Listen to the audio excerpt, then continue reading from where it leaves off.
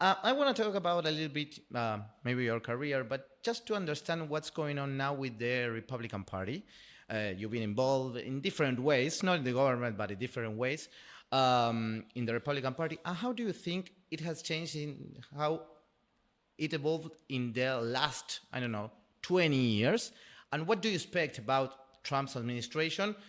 Trying to like compare it with the previous administration. Before Ronald Reagan, the Republicans were the tax increasing party of the country.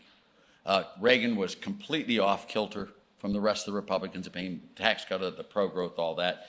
There then became this long period of sort of stasis with Romney and some of the others that were, not us. Mm-hmm. And then we had the election in 2016. I think all the candidates came to my office and had holy water put on, it had some fun. It was a good group of people. Every one of them was a tax cutter. Everyone in 2016, including Donald Trump. And what happened is the Republican Party then, under Donald Trump, became a phenomenal growth party. I believe that in 2017, his first term, till he left office in 2021, I think he was the single best U.S. president in economics in the history of the United States. And I could go through all of it that he did. I mean, he did the Tax Cuts and Jobs Act, which was spectacular. Reduced the corporate rate down, reduced the personal income tax, lowered the death tax, He did 100% expensing. It was really a wonderfully constructed tax bill. He did the energy deregulation, which was phenomenal. We became energy independent. He did medical transparency, which is 20% of GDP is not market driven. I mean, that's the healthcare industry in the United States. No one knows what the price of anything is in the transaction. They do everything through insurance. No one knows what the benefits are. Healthcare is really a sick industry in the U.S. And he got put through that executive order. He did the Supreme Court to undo the Chevron decision there, which is, I'm not talking about the social policies there, but the Supreme Court made great things that bureaucrats cannot legislate. You need Congress. And then there were some of the others that he did was development of the vaccine. I mean, in 2020, I think it was between February and March that the vaccine, COVID-19 hit. And he was able to develop a vaccine. I got my shot. Now, I'm old and I got mine early and stuff. But I got my shot in December, and it was a great vaccine. mRNA, BioNTech, the whole group there, Pfizer, all the research done, the money that he spent. Phenomenal president. I mean, just phenomenal. You look at the results of the economy. The results of the economy after a long recovery were great. Our growth rates relative to Europe increased. The deficit went down as a result of the tax cuts. I mean, so that was the change. And then the crash of COVID, and then Biden came in. And so till Biden, it was a party that tried to increase taxes, and Trump was the first president in the Republican Party that started to reduce them. Yeah, what was the Republicans were the tax increases before Reagan. Yeah. And then had been mild tax cutters. Mild tax cutters. And then with Trump coming in, that whole group of Republicans, they were all tax cutters. And what do you think, why Trump lost the elections after? In 2020? Yeah. I don't know. I'm not. You don't know. No, I really don't know. I mean, I think in 2020 he had it locked until COVID hit. Okay. And COVID did so many things to the U.S. election system. Now, people were depressed. It was bad. Everyone was unemployed. And it was scary, COVID. I mean, so it was very much of a despondency in the country. But also there were lots of ballots handed out in huge black. The amount of votes went way up in 2020. You had all of this harvesting of ballots, which never before had happened. And I don't know if there was fraud or not in that, but the votes were very close, all of those. So it was a very disruptive year, was 2020. Joe Biden was elected president. He took office. And then you got a very poorly run administration for 4 years. I mean, you look at what they did, the deficit spending, you're stopping the pipelines and all of this stuff. And it was really a shame they tried to tax the rich, which doesn't work, never has worked. And then you got the period there where Joe Biden, I mean, I'm 3 years older than Joe Biden. So and a lot of my friends have the same problems that Joe Biden has. I mean, he's having mental problems. He has the walking style. You can see it in the turning and all the physical manifestations of age. Yeah. And, you know, their mental, it's called age onset anger. That, you know, when you hear Biden say that was a dumb question. All of this happened, and a lot of my friends are that way, and I worry about me or I being that way too, because I am that age. And I worried, and then I thought of another term of Joe Biden, and you know, that's not what we wanted. And then I was really happy when Joe Biden was eliminated. The Democrats pulled him. Yeah, it wasn't very nice, but they did it and put in Kamala. Kamala's it was after the debate. Huh? After the debate. Well, you saw the age in the debate. Yeah. That's what you know. That never would have happened to anyone at 50 years old. No. But at 80 years old, it does. I mean, I wonder about myself too. You know. Arthur, are you worried about the fiscal path and all the challenges that Not the anymore. United States has? Nope. Let me tell you what we have here. The election was not just Donald Trump winning. The Republicans picked up 4 seats in the Senate. And they're Republican seats, not Mitt Romney's. They're not Jeff Flake's. They're not Bob Corker's. These are solid Trump Republicans. Okay. So not only has the Republicanness of the Republicans gotten better, but the numbers have gotten a lot better. In the House, we kept control of the House. Everyone said we were going to lose it. The Supreme Court, the Republicans have 6 out of 9 justices. Now, again, I'm not talking social issues. But all the pro-market stuff there, I mean, that's a lot. The Republicans do not have the Federal Reserve. But the Republicans picked up governorships. They own the state legislatures. So of the 7 positions of political power, presidency, Senate, House, Supreme Court, Fed, governors, and legislatures, 6 of those 7 are now solidly ensconced into the Republican Donald Trump model, which is a pro-growth model. Okay, I agree, but do you think there can be another problem, that is the debt ceiling that's every year is? These are not going to be problems. I mean, of course there's going to be the political play back and forth, but the debt ceilings never are serious problems. Okay. Never. They are all so political. So no a debt problem? Well, I didn't say that. Debt ceiling problems. Okay. That's a political issue. They always agree to raise the debt ceiling. They've never missed. It's just game playing and kabuki dance beforehand and trying to get political advantage and all that. But that's not going to be there anymore because the Republicans control it all. And is there a debt problem? This is a second question. Well, there is a debt problem, but it's not a debt problem so much as it is the problem of how you do your spending.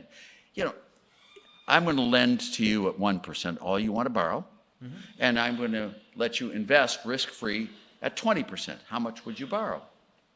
All you can get your hands on. Now reverse those numbers.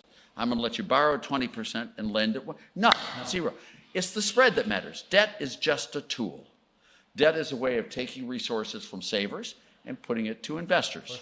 The way we measure debt is very bad. Debt to GDP is a silly measure. It's just wrong. You should never compare a stock with a flow or a flow with a stock. Okay. You should always compare a stock with a stock. What is debt to wealth? And what is debt service to GDP? You know, when you buy a house from a bank, they say, well, what's the value of your home and what's your debt service? Is your debt to equity ratio okay? That's a stock to a stock. And then they say, can you afford the interest? With your income. Yeah, that's exactly right. And that's the way we should look at it here. And when we look at it, it's too high. But it's not you're going to jump out this window and kill yourself. I mean, what is it? Debt to wealth is 20, 21, 22%. So it's high, but it's not crisis. Debt service to GDP, 2.5%, 3%, somewhere in that range. Again, it's high. It's higher than. The real thing is the spread. You should not borrow money to pay people not to work. Now, when we came in January 1st, 20th, 1981, we borrowed lots and lots of money. We used that money to cut tax rates, to increase defense, to deregulate the economy, to create growth. We borrowed cheap and and then we stepped back and prayed that it would work, and it did. We had this huge boom in the Reagan economy.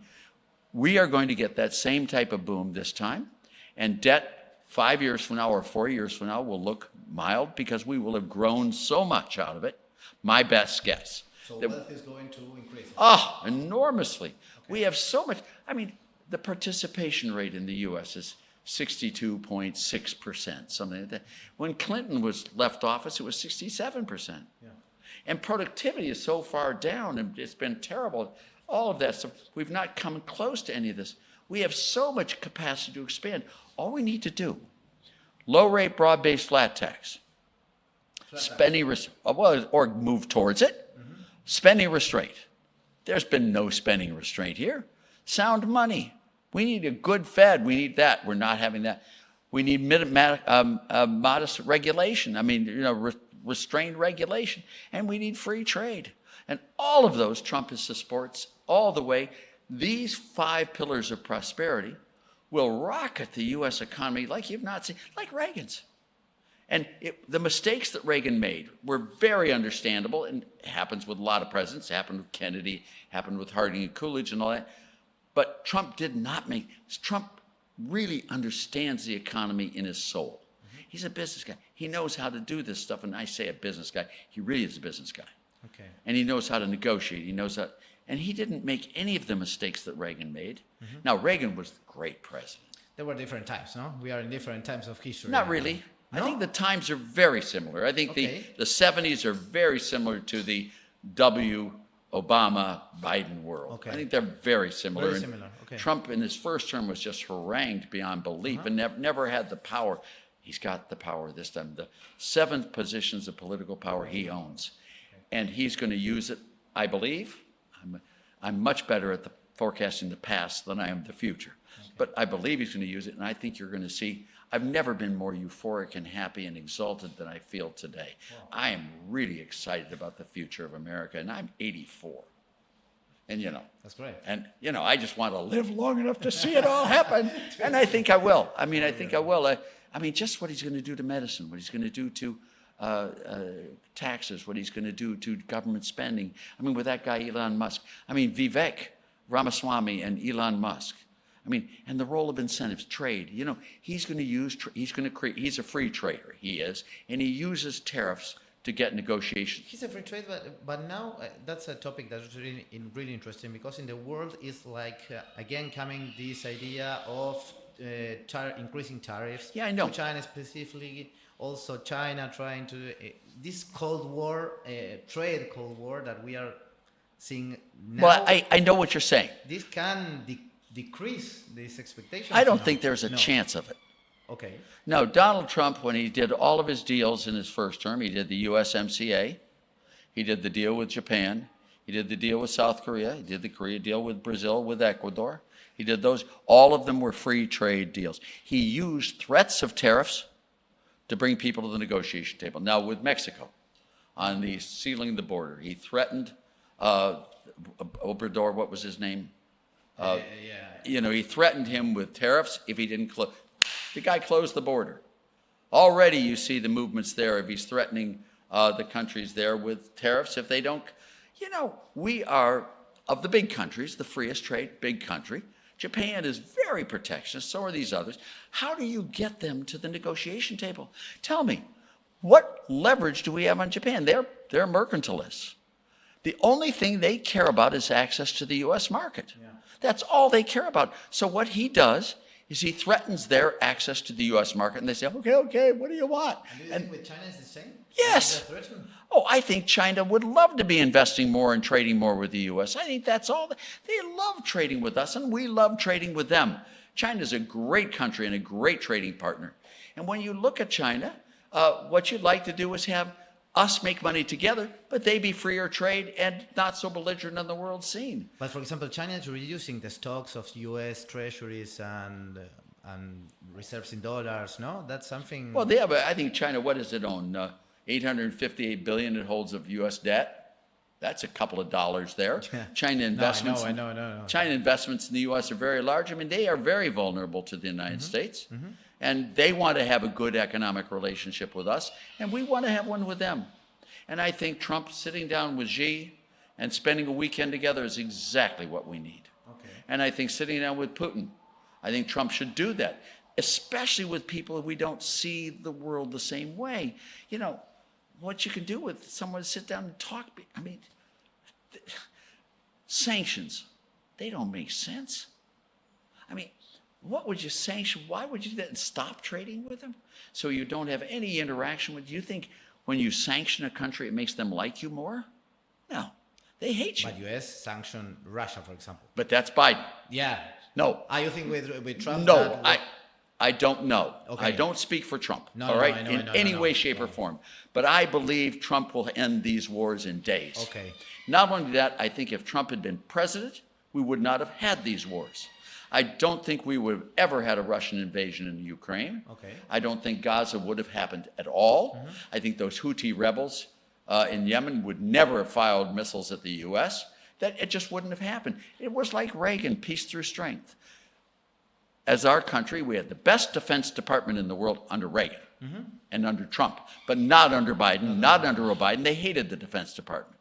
But under Trump, we had strong defense and we had freer trade. I mean, please, come, let's make money together. Oh, by the way, if you want to be belligerent, it's called peace through strength. It's just what Reagan did. And I could give you tons of stories of Reagan in conversations with me and with others.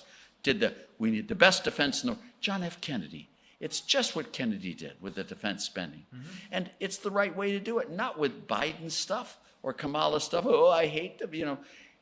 Whenever you use your military, it is a clear sign you did not spend enough. You have strong military, so you don't use it. If you've got enough guns, putting locks on your doors is not wasted money. And that's where Trump really understands the negotiation. And sitting down with Trump, gee, what's wrong with that? What's wrong with sitting down with Kim Jong-un? What's wrong with sitting down with, what is that, Ayatollah Khomeini, or whichever one it is this time? Or what's wrong with sitting down with Putin and say, hey, this war's, how many Ukrainians have to die? How many Russians have to die before you say, you know, maybe we should stop? How many billions of dollars should we put into this stupid war? Now, it should have stopped before it began, but it didn't. Biden let it start and then responded, and then you see this whole stupid thing going, and then all the time saying, we're moving further and further away from peace every day. That will reverse. Trump will bring us back to peace. Bang. And, you know, then you have the strong defense, and I think we'll have a secure world. I mean, nothing was more safe than it was under Reagan. Let me ask you another thing about, you said previously about taxing the rich, and you said that's a stupid measure. The IMF is a little bit worried about it. They are bringing some documents out about how the wealth is being more concentrated in the world. Why the IMF is talking about these things? Because they don't know economics. I don't know if you've seen my book called Taxes Have Consequences, which was published a year and a half ago. It is the complete history of the U.S. income tax. We have every single tax return. We have huge ranges. The first highest tax rate was 7%. 5 years it was 77%. Then it went down to 25%. Then it went up to 63%. Then 79%. Then 94%. Then down to 82%. Then back up to 91%. Then down to 28%. Then back up. We've had huge variation. What happens? You can tell me your opinions all day long, and I don't care about your opinions, frankly. And I don't think you have a right to your opinions. This is about facts, not how you feel. Every time we've raised the highest tax rate in U.S. history, three things have happened. The economy has underperformed. Tax revenues from the rich have gone down, and the poor have been hammered. Which periods? Where? From 1913 to 1923. 2023, for 110 years data. It happened with Trump's tax bill. It happened in Europe. It happened with Gordon Brown. It happened with all of these periods. You can go through any of these countries. What these people talk about in inequality is the only way you can get inequality is at zero. You get perfect equality. Everyone's poor. Everyone's zero. And that's called the transfer theorem. And you can see it very simply. If I take from the rich and give to the poor, okay? Okay, if I take those who have a little bit more and I take from them and I give it to those who have a little bit less. By taking from those who have a little bit more, I've reduced their incentives to produce. And they'll produce less. By giving to those who have a little bit less, I provided them with an alternative source of income other than working, and they too will produce a little bit less. This is math, guy. This is not, I'm from Harvard, I'm from Princeton. It has nothing to do with Republican, Democrat, liberal, or conservative. It's math. When you take from the rich and give to the poor, you cause a reduction in production, period. And the more you do it, the greater the reduction. So you don't believe in an increasing income tax, right? Of course not. Okay. Why would you want to raise taxes on the most productive people in your society? Where do you get that? Why would you rather have them look at tax shelters rather than producing goods? Do you think those guys on your picture over there are bad guys? No, they're the people that made our world rich. You know, all of them there. Look at them all. They're all wonderful people. And we deserve to get those resources. You don't get those people by raising taxes on them. Okay. Let's talk about... The Rolling Stones go to France. 98% tax rates. Come on. No, okay. You understand. It's the IMF. And you know, who was a better president, Reagan or Carter? Who was a better president, Trump or Biden? I mean, come on. Okay. Let's talk about a little bit Argentina. You're here, so we have to talk about Argentina. I got good stuff on Argentina. I've been here once before. What do you think about it? Well, you know, you had a breath of fresh air there in the mid 90s, late 90s. I don't remember 96. When did Menem come in? In the 90, 96, 95, 90, what? 90, in the 90s. In that time period, I came down all the time with my students here. You had Rocky Fernandez, Pedro Poe, Domingo Cavallo was Harvard, but he only hired Chicago boys. You had all the people there did a great job, and you had a great prosperity, and then it flipped back. Yeah. And now you've got a president here who has only been in office for a short while. Yeah. And what he's promising looks extremely good to me. And, you know, this time I hope you don't make the mistake of letting it go backwards right after he leaves office. You know, you should set your tax rates. Argentina should have a low-rate, broad-based, flat tax. Spending restraint, paying people not to work, doesn't make you a prosperous country. Excuse me. Your currency, come on. What's happened to inflation? Hello? I mean, you look at your regulations. I mean, this is one mass regulation. It's a regulation of a regulation of a regulation of a regulation, all those there. And then you have trade. You have export taxes, you have import taxes, you have all these restrictions. You've got people, if you want someone to invest in your country, you've got to allow them to take their money out if they do invest. No one will ever put their money in a country that won't let them take it out. That's true. Duh. That's true. I mean, you know, this is what this guy is doing, I think. Yeah. So far, so good. I'm really impressed with him. And this is exactly what you need. Argentina should be the most prosperous country in Latin America for sure, if not the most prosperous nation in the world. You're a European nation located here that has not experienced the European experience. What's wrong? It's economics. It's simple. If you tax people who work and pay people who don't work, do I need two locations, A and B? You raise taxes in B and you lower them in A. Producers and manufacturers and people are going to move from B to A. And by going, if you tax rich people and give the money to poor people, you're going to get lots and lots of poor people and no rich people. Okay. The dream in the world, our world, the dream is to make the poor rich, not to make the rich poor. And when you focus on punishing the rich people, you kill the poor people. It's wrong stuff. And Sias Piketty, you sponsor a debate, and I'll have it down here anytime with them at any place. You go ahead. I have all of their numbers. They don't report what I'm telling you. And, you know, academically, politically, when you cut taxes and move to cutting the highest rates and broadening the base, you get much better economics. Spending restraint gives you a better economy. Sound money gives you a better economy. Free trade, regulations. Your main theory, it works for any country, do you think? Or is for more? Are people in any country? You would call countries things inhabited by people, wouldn't you? Yeah. Incentives work for people. So it's the same. Do all people like to make more? Yeah. They do.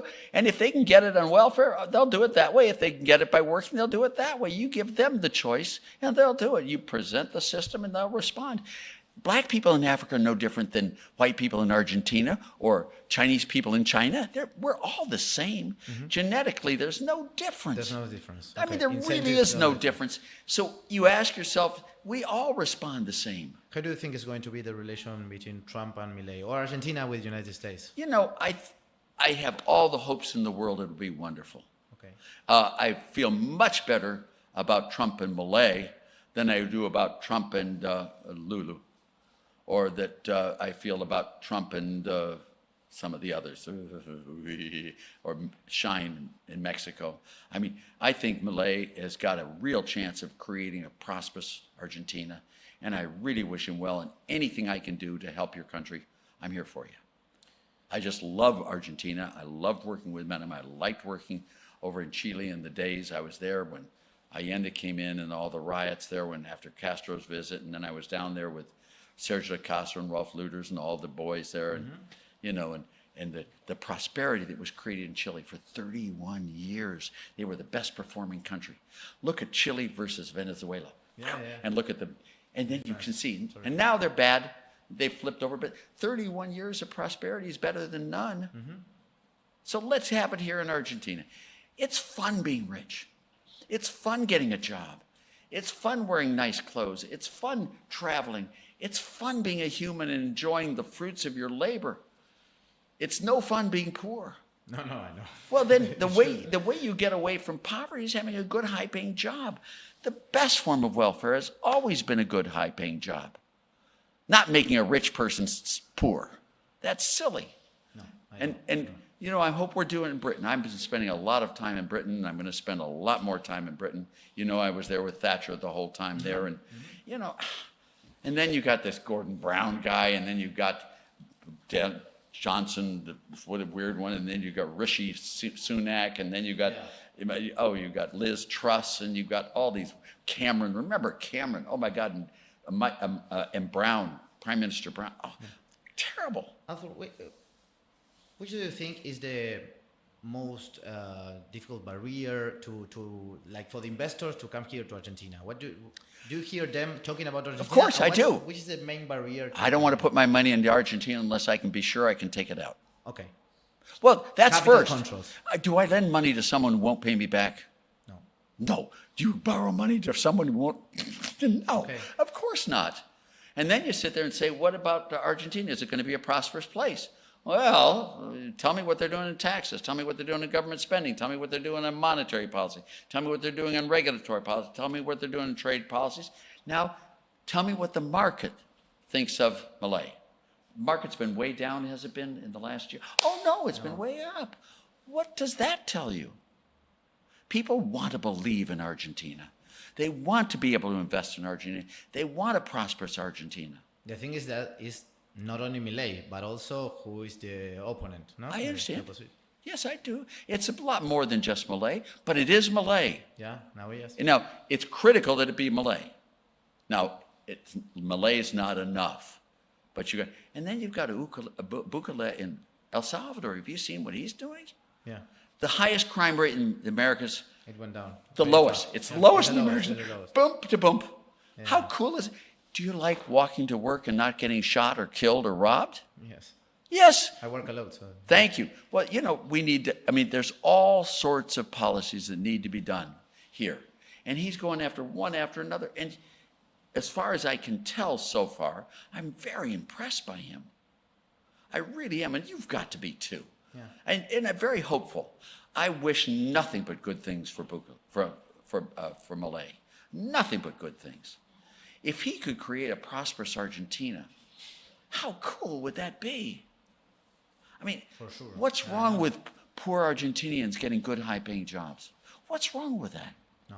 Nothing. No. What's wrong with Forbes of Argentina putting billionaires on the covers from Argentina, not just from America? There's a huge debate here in Argentina. I will end the conversation because we are lacking of time. But there's a huge debate here of which is the role of the state and how much can the state like intervene in the private markets. The What do United you think? States, you mean? No. The What- state in the economy. Which is the role of the state? In Oh, the economy? state, the government. Yeah, the government. Oh, the government. I see you have Sorry, provinces. sorry. You know, I confuse them there. Yeah, the role of the government is fivefold, maybe sixfold. I use it in the U.S. Low rate, broad-based, flat tax to fund government, period. End of story. Okay. I did that for Jerry Brown when he ran for president, Democrat, liberal. When he ran for president in 1992, we got rid of all federal taxes and had 2 flat rate taxes, one on personal unadjusted gross income and one on value added. From the beginning, no deductions, no exemptions, no exclusions, nothing. Bam. That low rate, broad-based flat tax, spending restraint. You know, when the last dollar of government money is spent, the benefit should be a little bit higher than the damage done by the last dollar of taxes collected. Then you stop already. That's the role there. 3, sound money. You need to have a sound currency. You know, I need to know what the value of that currency is going to be 5 years from now, so you and I can do a lending, borrowing, investment. I need that. And Argentina is not doing well in that. Neither is Biden. Then what you also need is regulatory reform. You know, we all know we need regulations. We all understand that. And we all understand you can't drive on the right-hand side of the road one day and the left-hand side the next. But you want to have it so that the consequences, the unintended consequences, the collateral damage, it does not exceed the benefits derived from those. You're way over-regulated here. And lastly, free trade. Get the hell out of these markets. You know, let them go. Don't tariff this. Don't protect it. What makes you think some government bureaucrat knows better what's good for a business than the guy in the business? No. Now, I'm not saying that capitalist and free enterprise businesses are all good. They're not. But I'll tell you one thing they are. They're better than government bureaucrats. The Ministry of the Regulation is ours. It's our idea. You took from us. Yeah, well, and we're going to deregulate like Matt and I understand. Malay is working on deregulating a lot. But you've got a long way to go. Yeah, I know. I mean, and the potential of this country, the dream, the hopes that you have. Do you have kids? No. Well, I have. Well, I mean, the dreams of the future. What do you want the world to look like for your kids? You want a prosperous Argentina, so they run around proud that the poverty levels are low, that you have wonderful homes, best schools. You want everything for your kids and all your fellow countrymen. I want to live here in Argentina, so... Yeah, but that's why you get Elon Musk. That's why you get Donald Trump. That's why you get Warren Buffett. That's why you get Bill Gates. That's why you get Taylor Swift. That's why you get all these people. Okay. To create the prosperity. Can we end up this conversation? And thank you so much. I hope this is what you wanted. Yeah, for sure. It was really great. Because this is the dream. I know. But the Argentinians are also expecting you to give them a message, a short message on that camera. Economics is all about incentives. And incentives determine how people... With the greatest incentive structure in the world, the worst people could become enormously prosperous. With the bad incentive structure, the best people in the world can become inordinately poor and impoverished. It's all about the structure, and government should do what it should do and stop already. Government should not bail people out of trouble. It's a profit and loss system. Without losses, you cannot have profits. That's where you should go and let people, you can't change the world with government, but you can allow people to become as great as they possibly can be on their own. Do you buy or sell Argentina today?